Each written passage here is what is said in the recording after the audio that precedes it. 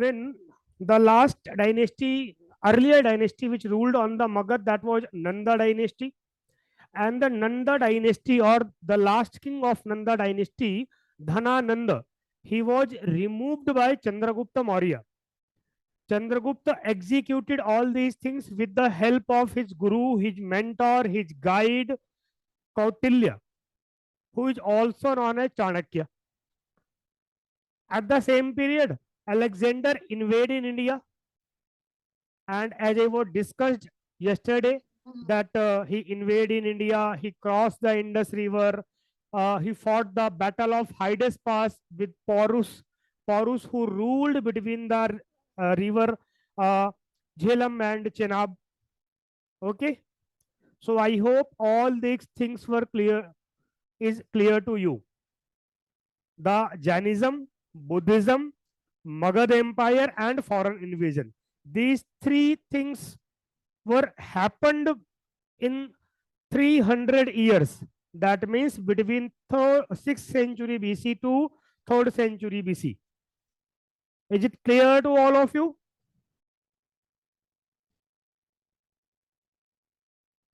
What I just telling, from 600 BC to 300 BC, the most prominent thing happened between or during this period was Jainism, was Buddhism, and emergence of Magad,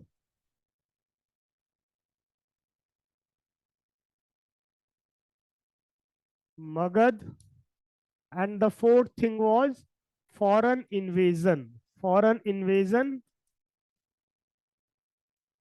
by first by Iranian or Persian, and then by Greeks or Alexander.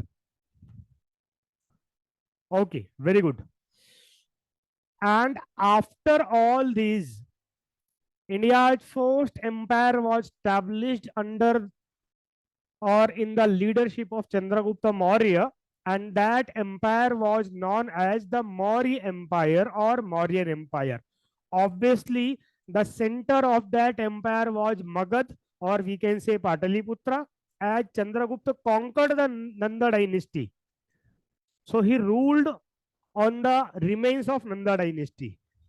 Okay, this is an artificial image, obviously not the real image. So the Mauryas established their rule, and the founder was Chandragupta Maurya. Generally, here you can show, or you can easily see in the reign of Chandragupta Maurya, the region of Chandragupta Maurya, the territory of Chandragupta Maurya. This map shown his highest peak. This is capital at that time, Pataliputra, main capital. Then the whole territory was divided into various provinces. Each and every province have their own capital. As present day, India has its own capital, and then the various Indian states, they have also their own capital. Okay, so same situation here also. Now, generally Mauryan Empire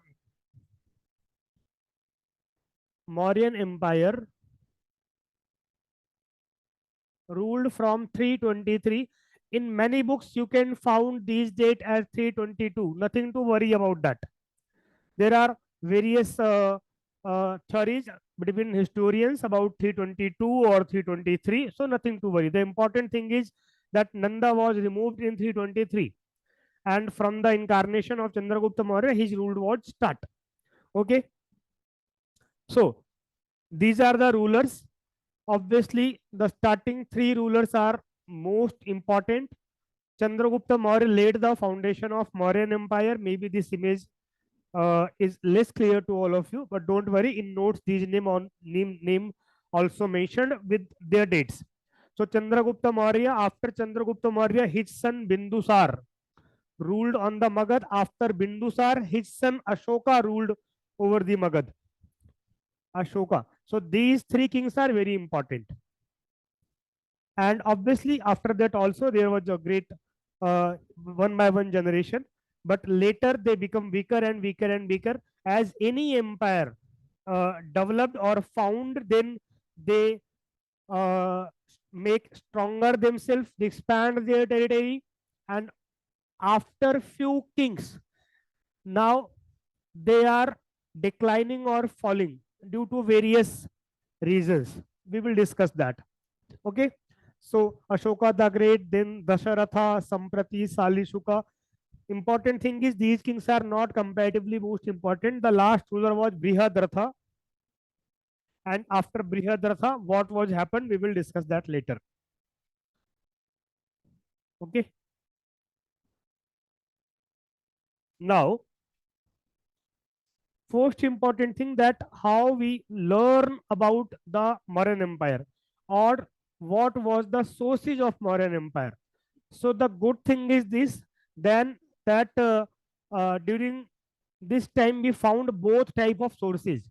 I think in first or second lecture I was told you that there are two type of sources for the history. One is literary sources, that means books, and the second one is archaeological sources. So in the reference of Mauryan Empire, we found both type of sources. First, some literary sources. So what was literary sources? Two most important literary sources. First one is book Artha Shastra, written by Kautilya, and second most important source was a book Indica, written by the Greek ambassador Megasthenes. These two books are very important sources. Then some other books are, so these books are Jainism and Buddhism literature. So Divyavadan, Ashokavadan, obviously they are the literature, Jain literature. Then Mahavamsh and Deepavamsh, they are also literature. Some description also mentioned or found in the Puranas as well. Okay, so these are literary sources which are told us about the Mauryan Empire.